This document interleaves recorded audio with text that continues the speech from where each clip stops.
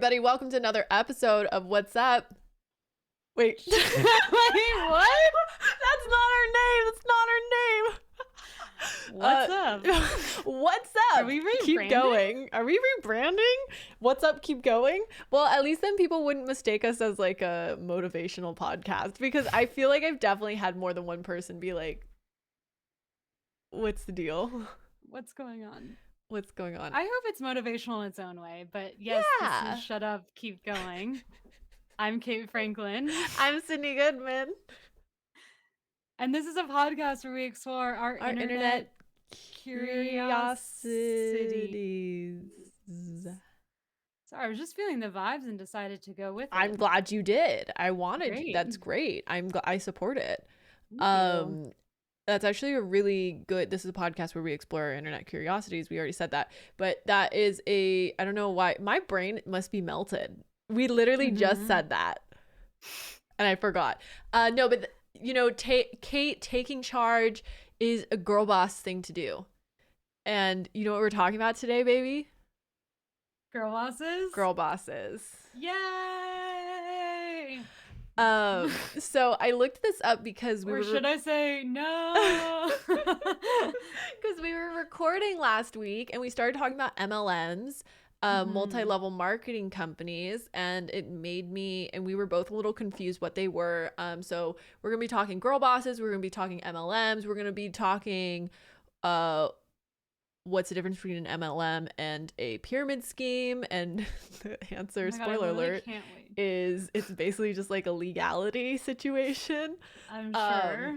But so let's start with girl bossing, or girl boss rather, which is such an interesting term, and I think it's fascinating, especially because I don't know about you, Kate, but I feel like we've really been around for the transition from girl boss, like from hero to villain. Like girl boss, so the term was actually coined by Sophia Amoruso, who is the Nasty Girl CEO. I don't know what she does now. She like has another company. Gal. Nasty gal. She's one nasty girl. Nasty girl. What's the reason why nasty girl just sounds like rancid, but nasty gal you're like, oh yeah. Like that works better for me. No, I do remember when I got my first shipment from Nasty Gal, and my mom, I was in high school, and my mom was like, what is this? What'd you get from here? And like, I think she was convinced it was like a adult store, you know. She was like, what are you doing? Yeah, and I was like, no, look, it's like a pair of jeans. But anyways, so Sophia Amoruso, who was the then Nasty Gal CEO, and she coined the term. She has a book called #GirlBoss. That didn't age well. And I have it somewhere. It might be in my I have like books that I have not hidden. What's it called? In storage. It might be in storage. Because I love self-help books. I feel like this term self-help sounds bad. I don't like calling it that, but I like self-improvement books, and I like reading people's perspective on success, even though sometimes I read them and I'm like, try again. That wasn't it. Not sure you got there. Yeah, not sure that that's quite it. But let's talk about what is a girl boss. Oh wait, no, this is gonna be a rough one. I'm gonna warn you guys because my thoughts are everywhere right now. So Sophia Amoruso, she came up with the term girl boss to just as a noun, and now she did. Yeah, that she coined the term, calling herself a girl boss, and now it's kind of used in a really negative connotation, is like almost as an insult if you're like a girl boss, and people typically use it ironically, or in the vein of the new Live, Laugh, Love, which is Gaslight Gatekeep Girlboss. Can I just go on the record and say, I knew this was happening from the beginning. Girl boss, it has to be the worst term of all time. One of the worst terms. It because what is it saying? That girls can't be bosses? So we kind of get into that. Okay. Or I get into kind of that situation. I was never on board. I just want everyone to know that. You were never on board. Even what are your thoughts on Sophia Amoruso? I'm not really hip to it. Like, I don't really know what's going on. I did really clean out Nasty Gal when they were starting to go out of business.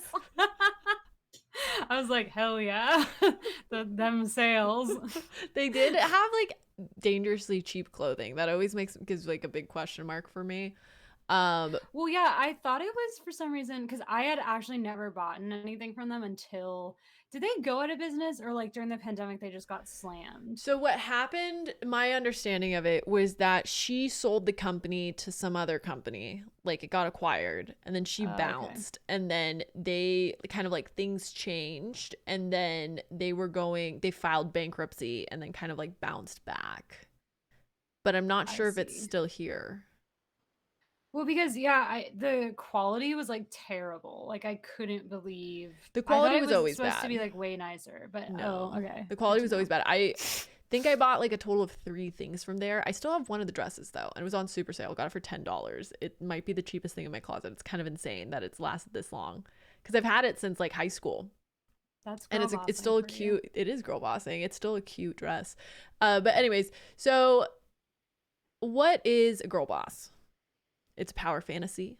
She's a CEO, aspiring CEO, an independent MLM super seller in some cases. A CEO. A CEO. Women's place is in the boardroom. She builds empires from the rubble of rejection and being underestimated by the people around her, by society, etc. And so you kind of hit on this. Well, no. We'll get to it in a second. But what's the difference between a regular boss and a girl boss? That's a great question. I've honestly been wondering. It's femininity plus hustle culture is kind of like what I deduced. So like, hustle culture, the like rise and grind, which inherently kind of has like a very bro-y lens to it. It's like the rise and grind and like all of those kind of like phrases basically about like sleep when you're dead and like overworking yourself. And it's literally my mentality. But so the idea of a girl boss is its femininity and kind of owning yourself as being feminine and finding a place in power while maintaining kind of your girly qualities, which I put in quotes, and taking the power from the man. And it was coined as a term of empowerment, which is interesting because, as you astutely pointed out a couple minutes ago, why do we have to put the qualifier girl in front of boss? Why can't she just also be a boss? Like, why do we feel the need to distinguish? And so there is this... Oh, there it is. Sorry, I lost it in my notes. I was like, did I not write that down? But so it's this idea of like, why do we need to qualify girl? And it's fighting to keep feminism in a position of power, while also fighting the perception of being less likable inherently. Because I mean, I think by now we've all kind of heard that. I don't know if it's considered an analogy or what, but the unfortunate truth that if a woman is assertive, she's bossy, but if a man is assertive, he is like a good leader, and kind of that two-sided, double-sided thing where you can act the same way as a male counterpart and the perception is just more negative. And so there is a media critique around the word girl boss and the idea that it is empowering, but really it's playing into kind of the internalized misogyny. And I find that to be a very interesting conversation, but I wanted to get more into the MLM stuff, so I didn't like dive super deep into that. Maybe another day we can, but for now we'll just park it there. But I did want to take this quote from girl boss Rachel Hollis. I'm not sure if you know who she is. Are you familiar? It's the name rings familiar. Yeah, so it's kind of same with me. I feel like she's a really big influencer and self-help author. She wrote hits such as "Girl, Wash Your Face" and "Girl, Stop Apologizing." Which it's interesting because I think I have one of them on my like to read list, but just be out of pure curiosity at this point. And what I have read excerpts of, it reads very I'm not sure if you read this book. It's a similar tone as the Sophia Amoruso book, but it was called like Skinny Bitch or something like that. very toxic. I read it in high school, and it was like basically all about like being skinny and like being mean to you. It's like, but it was like written in a very like colloquial term that would basically be like, so say you wake up and you want a cookie. Bitch, eating that cookie is gonna go straight to your thighs, bitch. Like, it's worth it being fucking skinny. Like, it was like, they use curse words and it calls you a bitch and whatever, and like is like funny. And that was kind of what I read of her book. I read like the back or like the first couple pages, and that was kind of the tone that it was in. But so she wrote, this is her quote. This is about the centers of controversy that she's found herself in. It says, if my life is relatable to most people, I'm doing it wrong. Okay.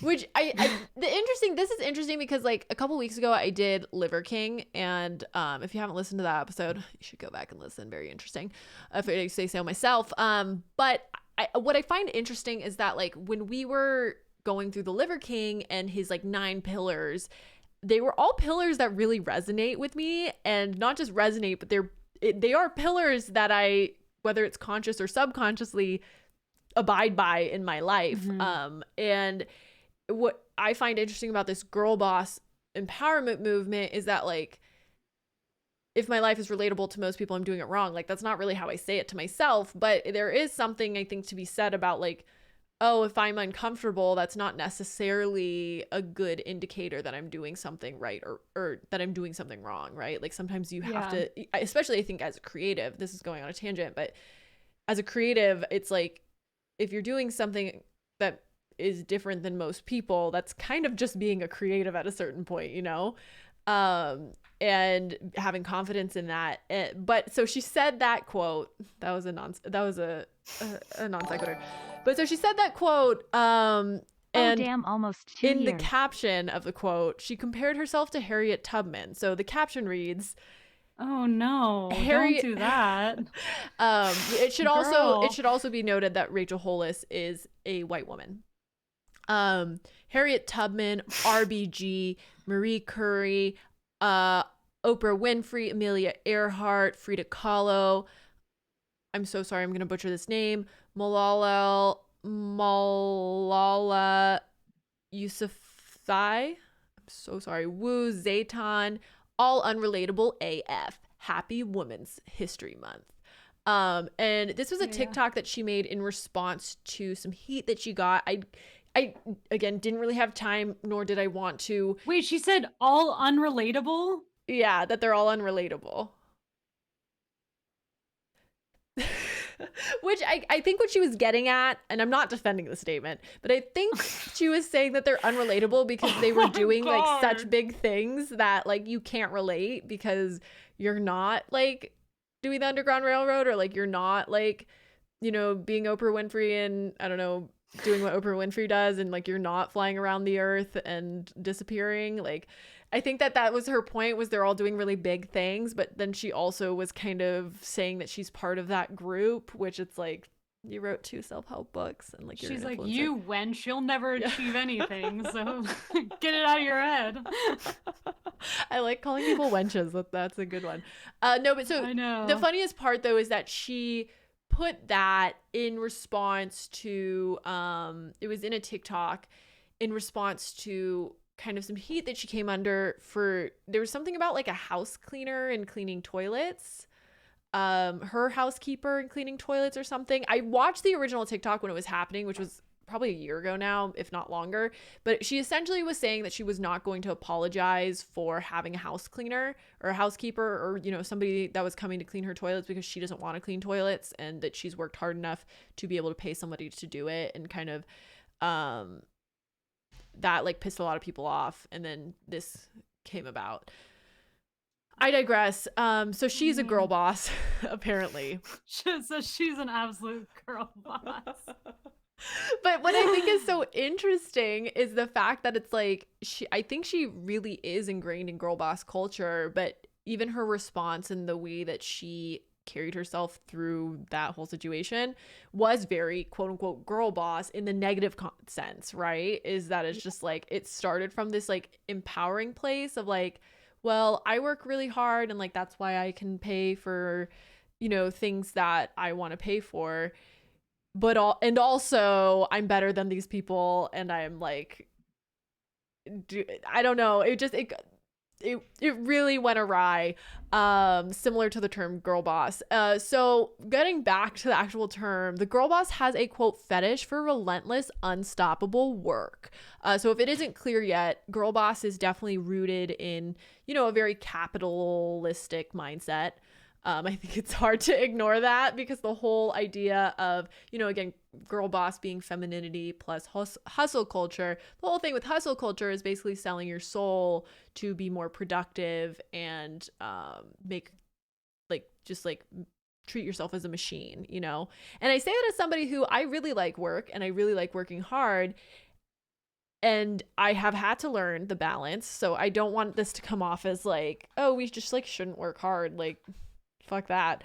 Like, I think that there is something to be said about working hard, but it's, you know, a balance, and honoring yourself as a human being. So girl boss has shifted. Again, Gaslight Gatekeep Girlboss. And there's this media narrative that we keep seeing pop up, and it's actually really interesting because I think that there's also this thing about like millennial companies. I don't know how familiar you are with like Glossier, and Away luggage, but I feel like there was this moment, and Glossier specifically like really transformed the way that brands, specifically beauty brands, were like marketing themselves and how they were identifying and talking to their consumer. And Glossier is framed as like a girl boss brand, based on the founder by the media, and based on the founders, I don't know, the company's upcoming. So it's a woman or a group of women have an idea for a company that fulfills a need for young women, especially. Funding's hard to find because venture capitalists underestimate women, but it's eventually secured. And then a unique company is created, one that is an extension of the founders' backstories and forged by their struggles. The women succeed because they've leaned into their strength as female founders, and in doing so overcame a specific type of sexism. And that's kind of the life cycle, not the whole life cycle, but the building to these girl boss companies. Which, to go back to, sorry, we're spending a lot more time than I wanted to on girl bossing, but I think it's really interesting. But to like go back to the whole idea of girl boss and the fact that like these companies that are very successful, I mean, granted, Glossier is kind of like not doing so hot right now, but are they not? No, they like keep laying people off, and a lot of people are like, and they're like not seen as apparently they're like not a profitable company. I didn't know that. Yeah, I didn't either. I follow some like business people, and like I've been seeing them talk about it. But like these, at one point, like Glossier was a really big company and everybody knows what it is, or like The Wing, which is a co-working space for women, or Away luggage. Like they're these huge companies, and the fact that it's like being reduced to, like, oh, you're a girl boss, and like that's what's interesting. It's like this like mind fuck for me, where it's like, oh, we're trying to like point out that it's like this is the struggle, and kind of that whole exposition that I was explaining, that very generic kind of fill in the blank media narrative for these companies, and that they're being reduced to that, when in all actuality it's kind of like just as bad, in my opinion, to reduce them down to that media narrative instead of just letting the companies speak for themselves and you know, stand as an individual successful company that is run by a woman, rather than like, oh, it's a girl boss, and like following that narrative. So I think that's very interesting. But the girl boss language eventually made its way to multi-level marketing schemes, aka MLMs, which is why we're here. Yay. That was quite the intro. There were a lot, if you're still here, thank you. There was a lot of nonsense in me explaining that. But so MLMs, let's talk about this. What are MLMs, Kate? Let me tell you. Multi-level marketing companies are companies like Tupperware. Did you know that was an MLM? Tupperware? Yeah, that's in Napoleon Dynamite. I think in my head, like Tupperware parties, I guess that makes sense, but I just like, I feel like it's interesting to me because that's like what we call like Pyrex, like basically anything that we use to hold leftovers. which is interesting. Yeah, no, I kind of forgot about the connection that's where that term comes from. Yeah, but so Tupperware is one, LuLaRoe, Mary Kay, Amway, which I wasn't as familiar with, but apparently is like one of the biggest. I should actually probably, do you know what it is? I should have looked up what they sell. Isn't it suitcases? Health, beauty, and home care products. No, apparently that's not it. Oh my gosh, that's crazy though. Amway and its sister companies under Alticor reported sales of $8.4 billion in 2019. That's nuts. Oh my god, they're still going. I for some reason thought that was like only like a 50s thing. Yeah, it did start in 59. Arbonne, which is another like anti-aging skincare situation. And then Monat. Yes. Which is a hair one that we're gonna talk about. Oh, you are? Sydnee, well, not that much, but do you know a lot? This is the one that I'm really in on. No, I'm not in on it. Wait, could you imagine if the podcast episode ended with you being like, and I would love for you guys to talk about my business opportunity. If you make $1,000, then I make $3,000. No, but this girl I know tangentially is super involved in it, and I love it.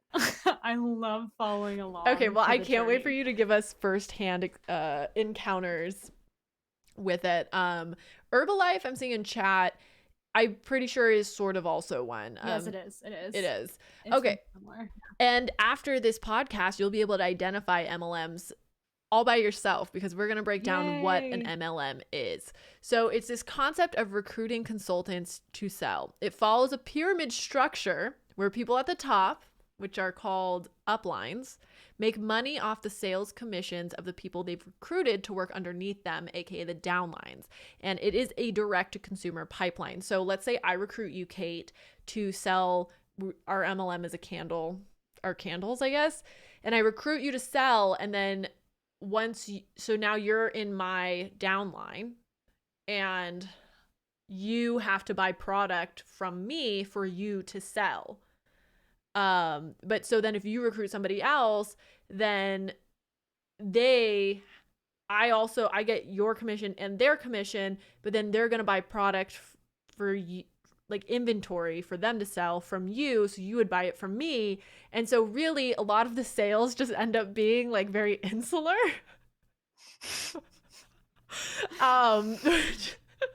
Sorry, it's just kind of funny.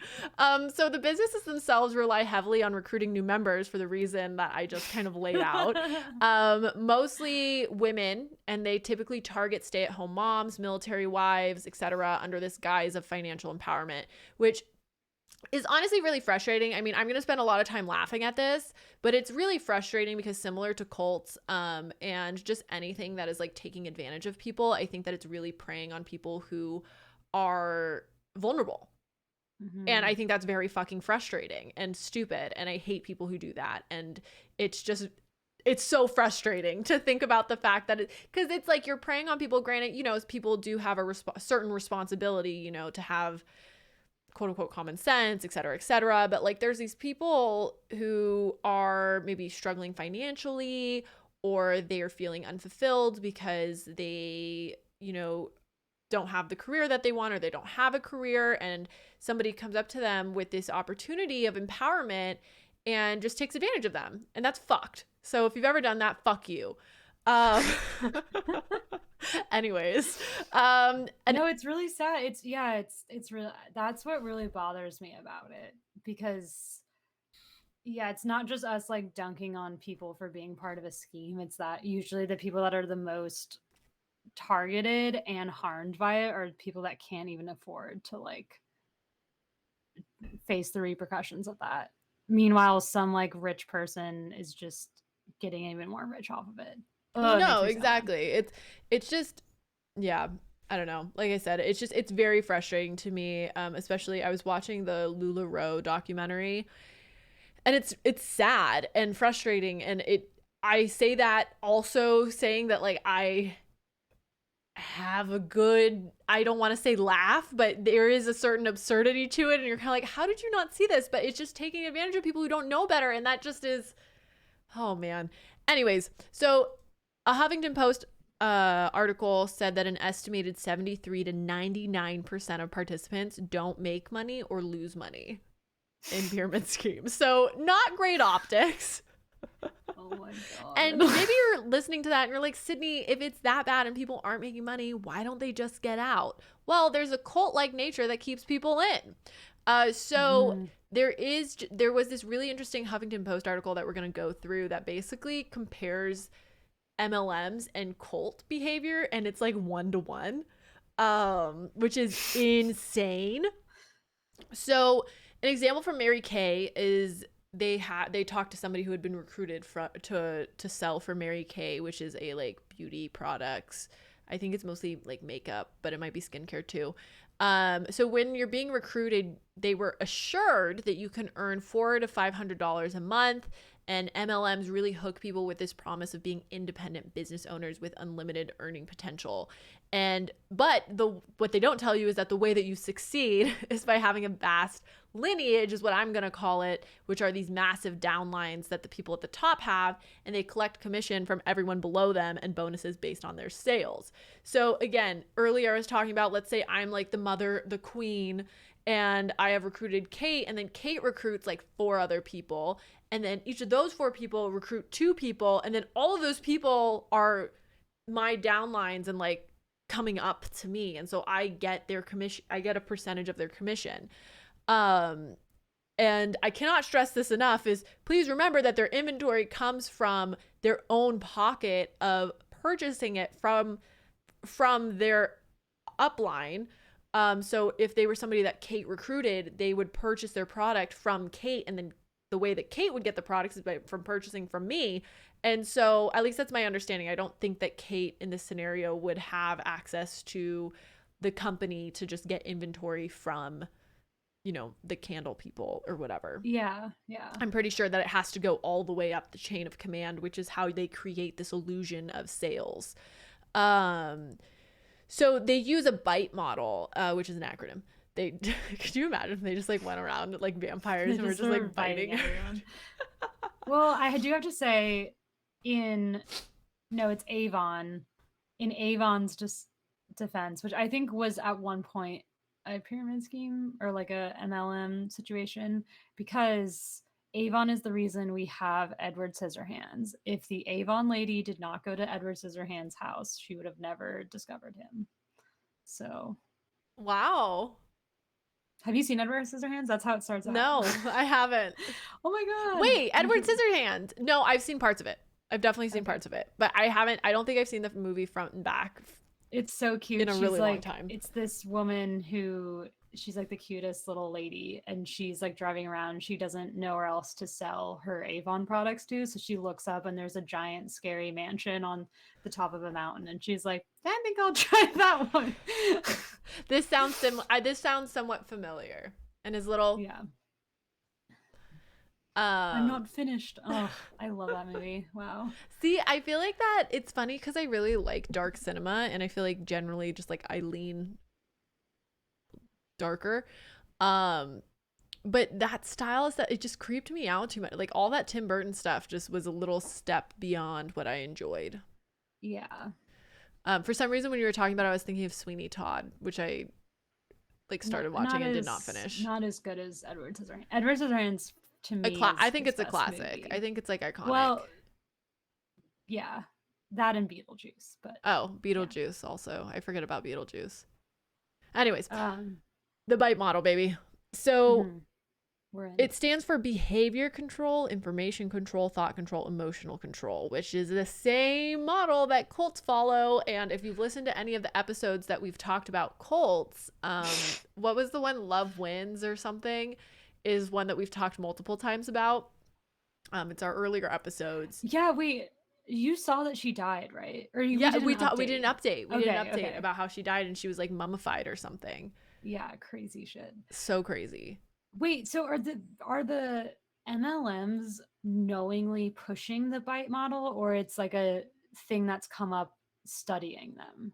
It's a thing that's come up studying them, but then also it's like taught within, but I don't think they're consciously like, oh, we're a cult, but like don't act like a cult. I think maybe you could make a case that maybe the people at the top are aware of it. No, 1000%. But it really just ends up following it. So I'm gonna use examples from LuLaRoe while I talk about it, just because it's what I'm most familiar with, because I watched the documentary on Amazon, which is so unfortunate because like it's such an interesting concept, but I felt like the documentary was like lackluster, like it just wasn't done very well, unfortunately. And so I think some good stuff got lost in the sauce. But still, I learned a lot. So I guess if the primary focus of a documentary is to educate, it worked.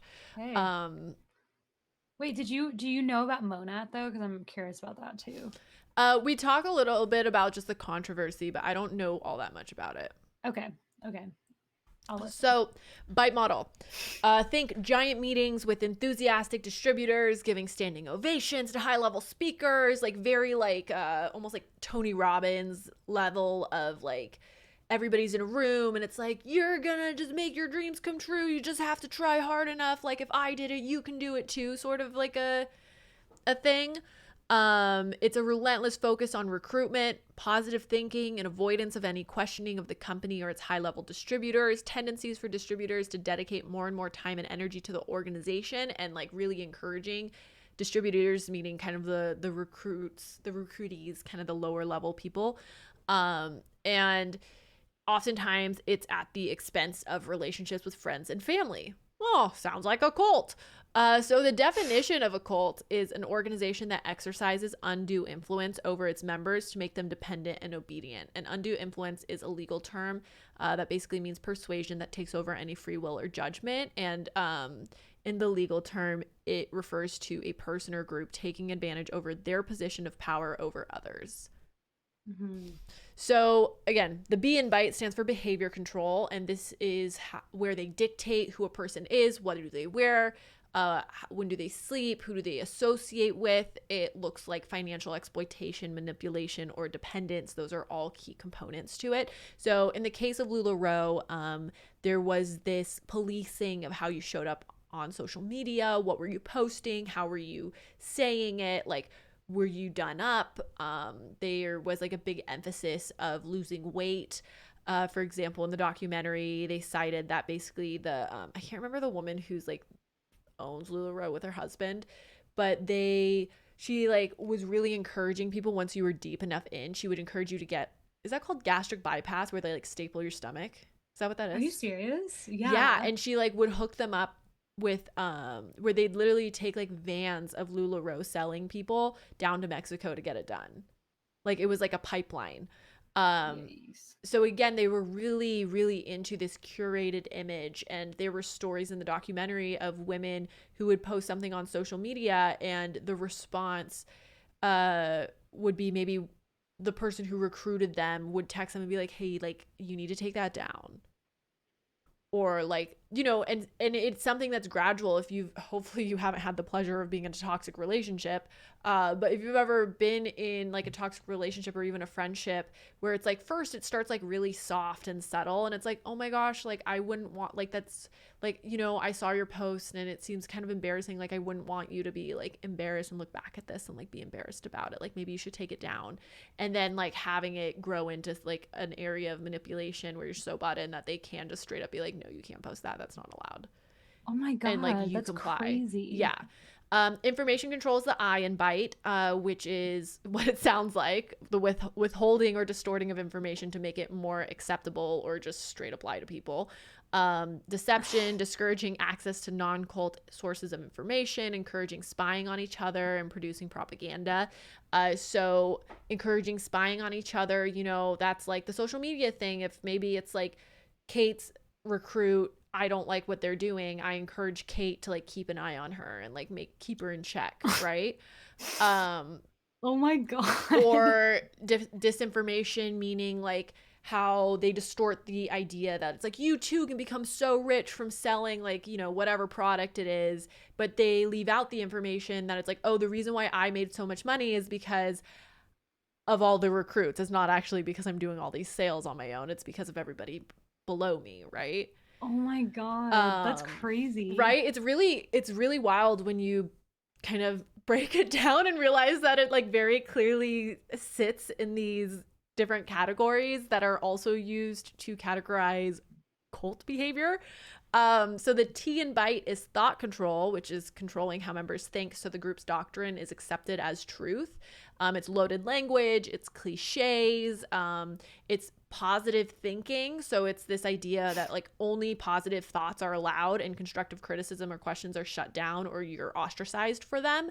So like an example is from the LuLaRoe documentary. I don't have like a specific example, but I remember one of the women were talking about basically how like if she was kind of like, hey, this, like, I don't really understand, like, I'm not making money, like, this isn't working out, like, just being kind of confused. The response from her, the person who recruited her was more or less like, oh, like, you just need to try harder, or like, don't worry, like, it'll come around. Like, it took a couple months for me to start making sales too. Or, oh, maybe the, like, the product you bought wasn't good for your market. Like, you should just buy more product and maybe they'll like that better.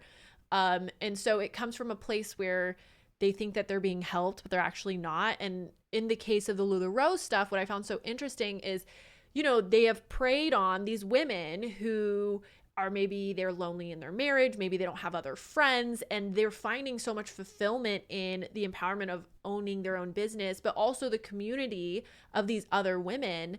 And you know, I think even when you're a strong, confident person, it's hard to go against the grain if all of your friends are doing one thing to like stand up for it and be like, that's not right. Like, that's just a hard thing to do as a human.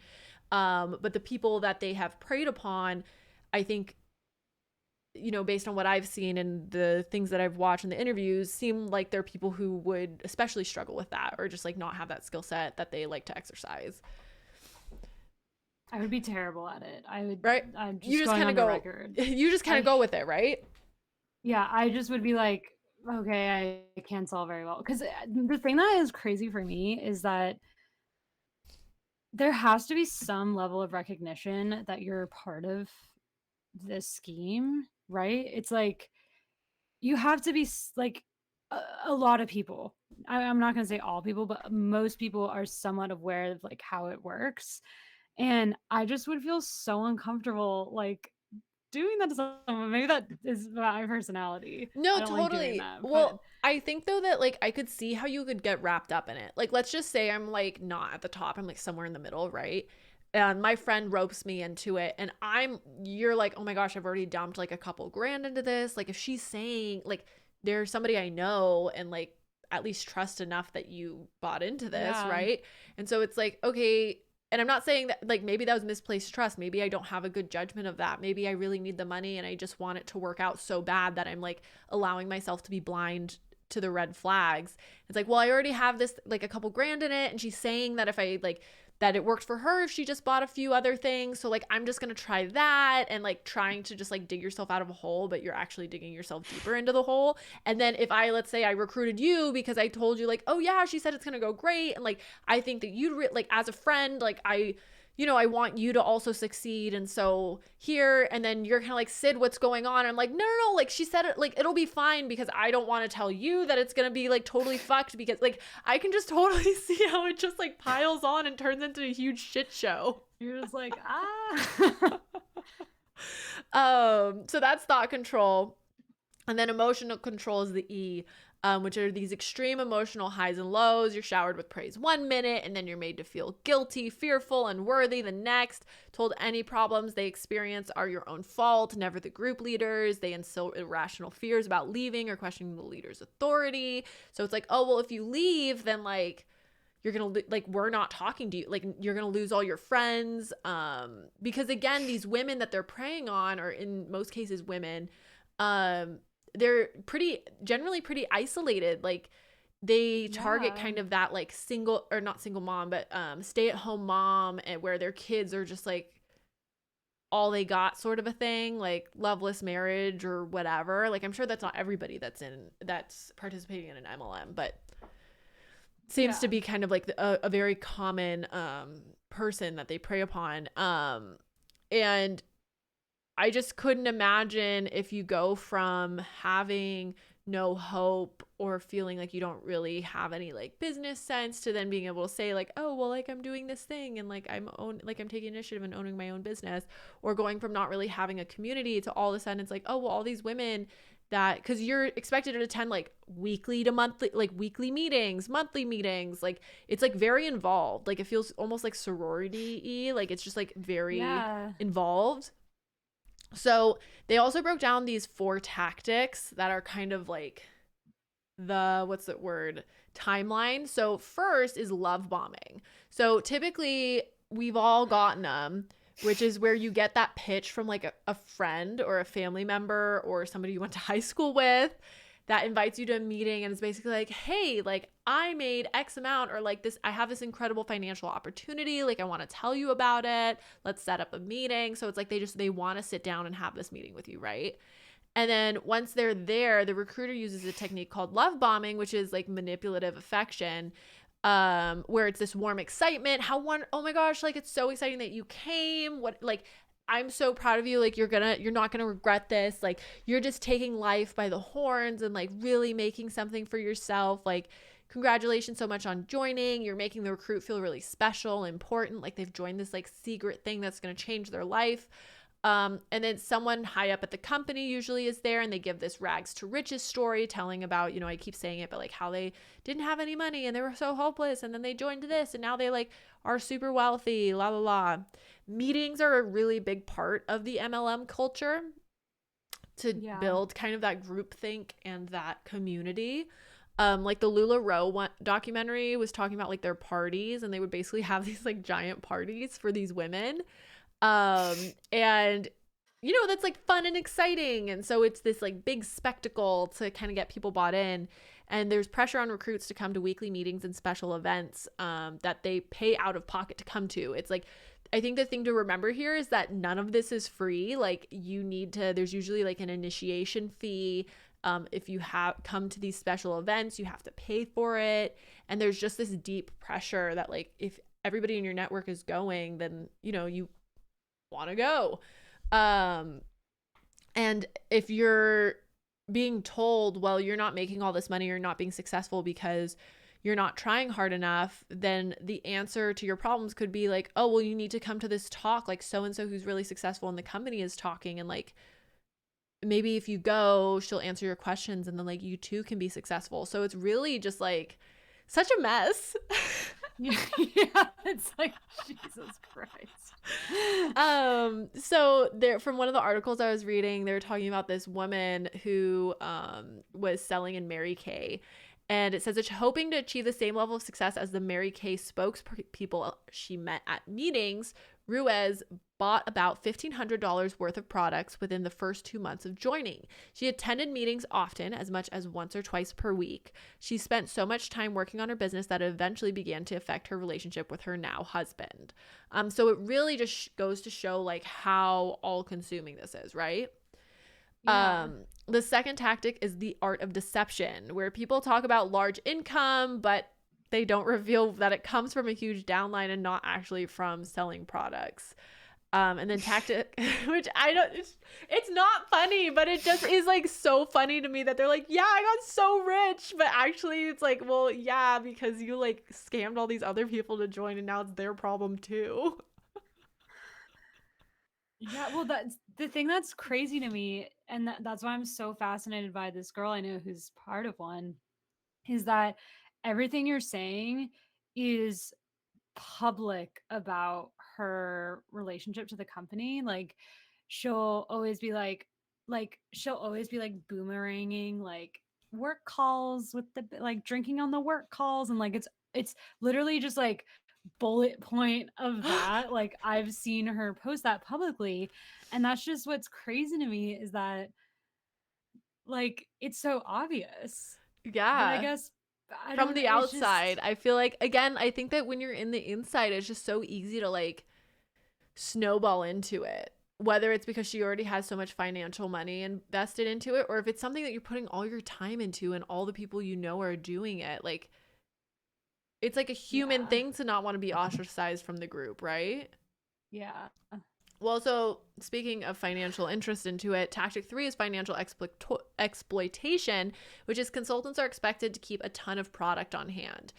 So you have an unlimited number of recruiters selling the same thing at the same prices, which isn't really a good way to make more than a quick buck here or there. And there's typically a monthly purchase obligation.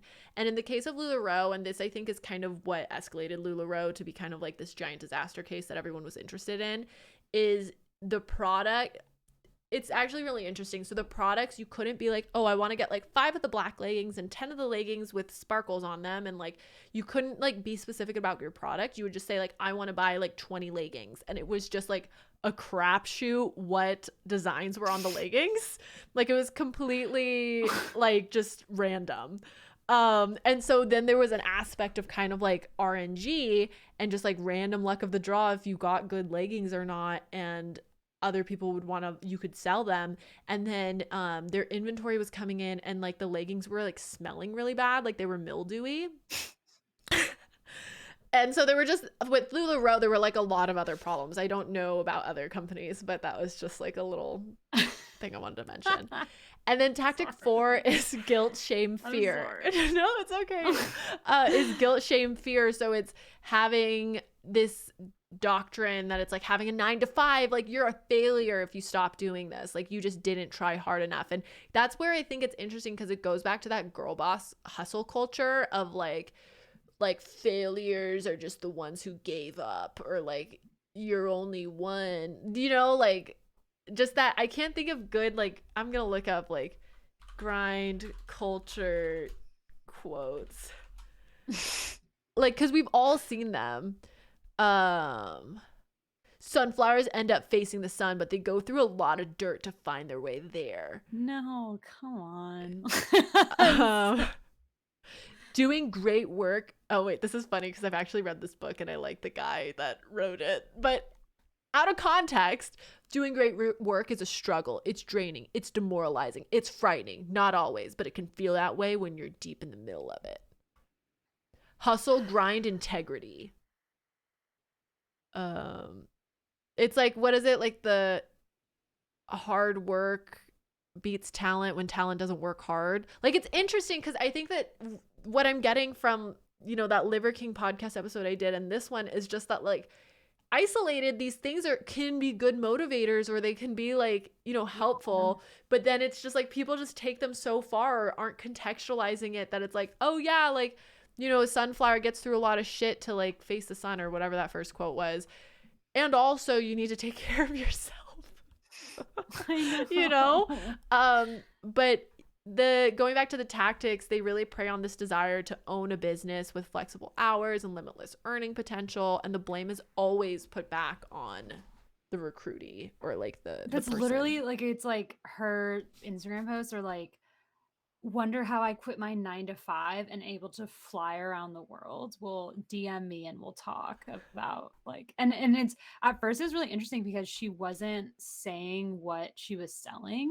She was only talking about her lifestyle. And I'm not sure if something happened within the company, because I noticed that with other girls. I just got like obsessed. I thought it was so interesting. It is interesting. And other girls that she would tag as like her coworkers or like her mentor, that's like, there's no bosses, it's like mentors. They also would not post about what they were selling. It was just about, hey, do you want to get involved in this? And it was like a shift like several months later where it was like, oh, she's selling shampoo. Okay, that's interesting. But I feel like that shows the true nature like so easily, that it's like, I actually don't care about the product. I just want to get people involved. Probably because she was just starting out, right? It's like, I don't really care about like what I'm selling to you. I just care about that I need more people to want to be this fake lifestyle I have.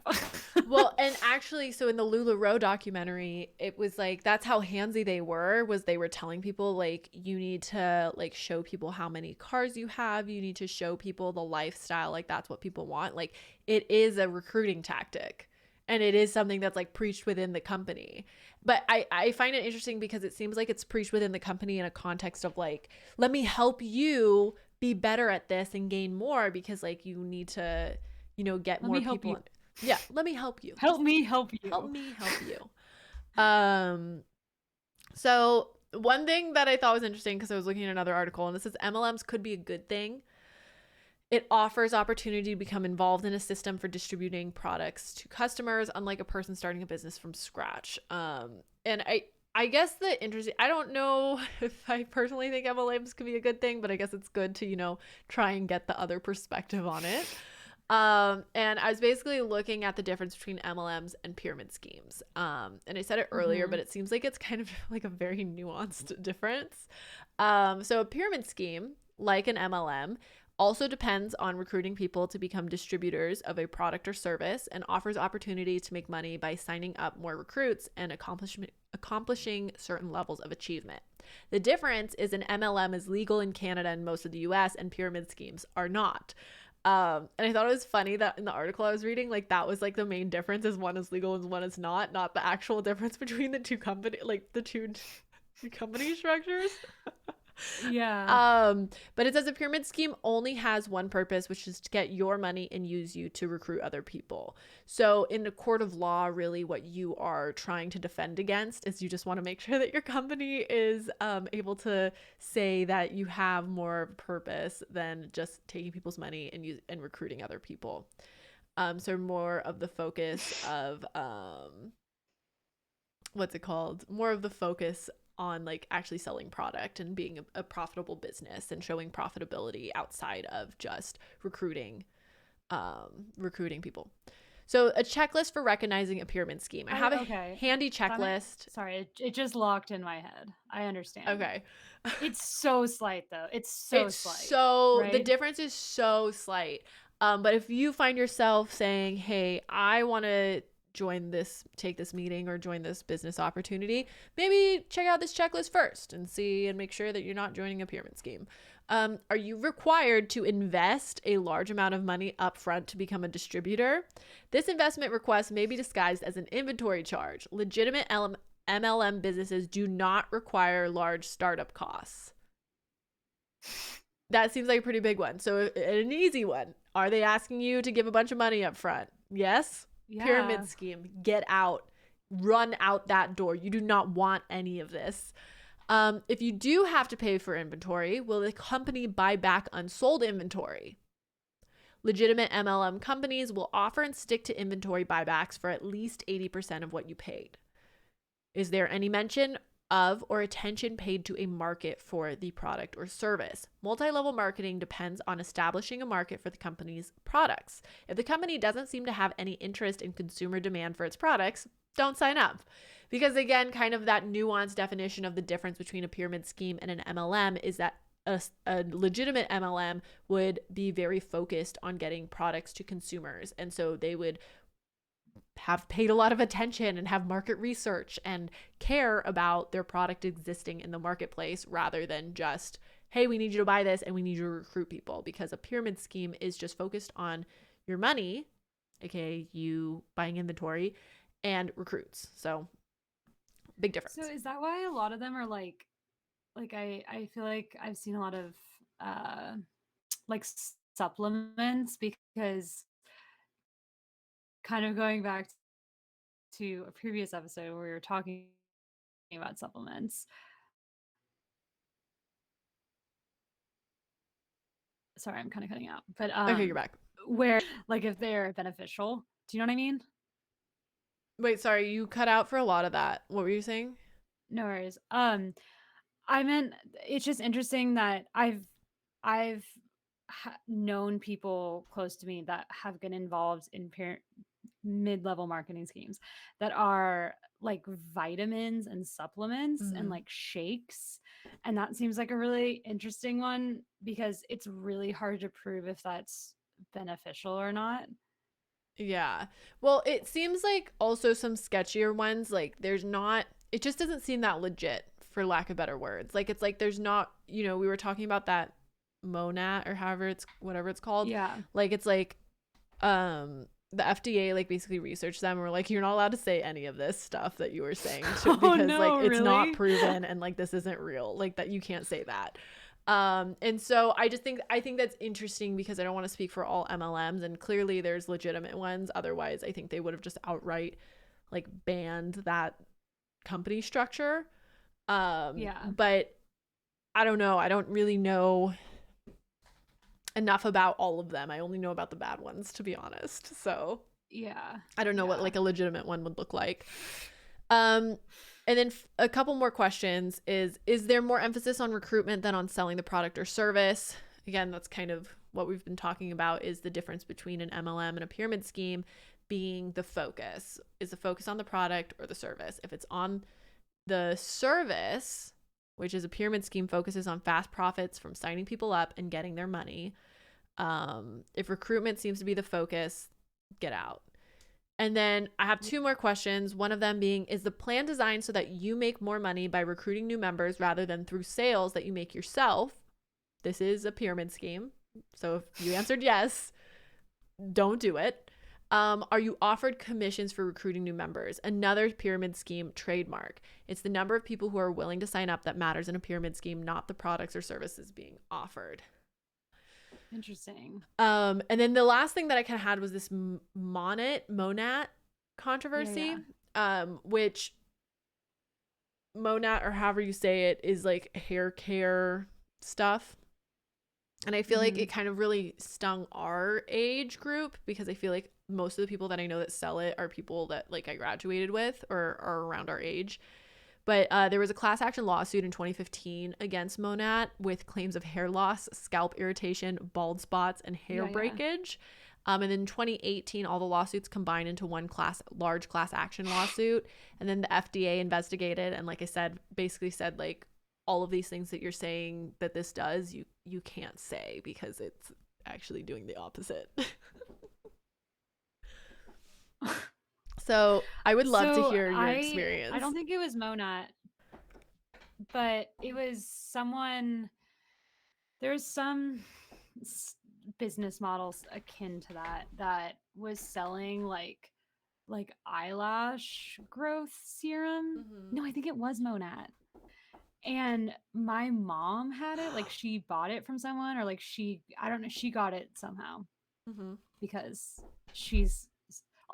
I've had a lot of my mom's friends involved in pyramid schemes growing up, but I've always had like really like short and like sparse eyelashes. So my mom got it for me as a gift, and I was like, oh, okay, cool. And I like used it once, and I woke up and my eye had crusted over and it was like bright red, and I was like, oh my god, what is this? And so I looked it up, and some of that eyelash serum, this is actually just kind of a PSA against eyelash serum in general, that like if you have light eyes, some sort of chemical in it makes you can like get brown spots in your like light eyes, and like it can cause like really intense like eye irritation. So I threw that out real fast, but I was like, this can't be, because like the results they show you are like insane. They're like, oh, it was Rodan and Fields. That's another MLM. Oh wait, I actually have totally used their eyelash growing serum before. I didn't have that reaction. You? I don't know if it worked, but I didn't have that reaction. It doesn't have with everyone, but I just was like, even if it the fact that it happens to anybody, I would still be worried, because I don't use it. That should not be happening. And you're putting that on your eye. Like, that's really scary. Yeah. Wait, I want to hear about the girl that you've been talking about. So you've been talking about how somebody you know, like, kind of checks a lot of the boxes. She checks every single box you talked about. But the interesting thing is, towards the end, you were like, oh, well, if they actually sell a product that is useful or whatever, like maybe it's not so much a pyramid scheme. But then you went back and said Monat got sued for their stuff being terrible. So who's to say? But she works for Monat. Are we gonna get like sued for saying this? I don't know. Free speech. It's free speech. Okay. Well, I don't know. All of a sudden she like worked at a restaurant for a while, and then like got into like commercial design, and like then all of a sudden she's like on Instagram all the time, like posting photos of her like in bikinis, saying like holding her MacBook, being like, this is my office now, like DM me to find out like how I made my dreams my reality or something like that. And it went on for several months of just posts like this, of just her in these exotic locations. But it was kind of sad because they're clearly all from like one vacation, like in Mexico. Or like it was like her in her backyard in Orange County. Like it was not, she wasn't actually it was not what it seems. Yeah, and she was like, I've like never felt like I made a better decision in my life. Like I like and she always says I'm retired at 28. Like that's her thing that she always talks about, even though it's like she's clearly working. So I'm like, even on that front, you're not retired. Yeah. But and then she then slowly, like I know her personally, and like I am really good friends with one of her friends, and from our mutual friend, I hear that she no longer hangs out with her, that she only hangs out with girls that are involved in this company. So that again, it's another one of those. I was like, yeah. And then all of a sudden they're posting, like they rent like houses in like the Hollywood Hills and like have like content parties where they just like make like Instagram reels of like why everyone should join their company. And I at this point still had no idea what she's selling. Like I still was like, so what is it? And then all of a sudden it came out that it was like, I feel like at first it was just like dry shampoo or something. Like it was like one product. And I was like, how can you make a living selling one thing? Well, especially if it's like dry shampoo. Like how Well, and then but I had to admit her hair looked really good. So at one point I was like, I wonder how much it costs. No, you can't find out how much it costs. I looked it up. I was like, why do I have to buy it through her? Like I could just maybe get it online. Yeah, why can't you get it on buy Amazon it online or something? There's no place to buy it online. That's like that Rodan in Fields. Yeah, it was like, and then slowly now her entire life is this company. And one of my favorite things is she went to this convention where she wore like a ball gown and had a crown that said Monat on it. And she took these like extremely dramatic pictures of like she was like, I'm the queen of my own narrative now. Like it was crazy. But the thing is I know she doesn't actually make that much money. Yeah. Because from our mutual friend, I know she still is at home with her parents, which is fine. Like a lot of people do that. But like she talks about like how she's completely independent, but she can't move out of her home. She's like getting married and she's like really stressed about like paying for her wedding. And it's just like all these things where it's like, that's really sad because you must feel so confused when you go to bed at night, like being like, I'm preaching this all day long. And yet like, maybe she makes a little bit of money, but I doubt she makes that much money doing it. Totally. Well, and I think it says a lot that it was like so hard for you to find any information on the product and like actually purchase it. And that like funny. Because I feel like there's a world where maybe she posts like, oh, look at this crazy, like this is my office now and like it's so like my work is so flexible, like I'm so thankful to insert product, like it's changed my hair so much, like if you want to like try it yourself, like let me know, instead of like, oh, do you want this lifestyle, like let me know if you that's why I was curious if maybe something happened with Monat where she had to start pushing the actual product more, because she did start to like talk more about the hair I think products. Something did happen. The lawsuit where they're like, I just sent you her profile if you want to take a look privately. Okay, privately I will take a look. It's really entertaining. But... Okay. But so that's MLMs, that's pyramid schemes. I hope that hopefully you are armed with this knowledge and none of our listeners will be part of pyramid schemes. And if you are, sorry. Like I don't get out. Don't rip the band-aid off. But... Rip the band-aid off. Well, I think that's the thing is like the article that I was reading did say there are legitimate MLMs. They exist.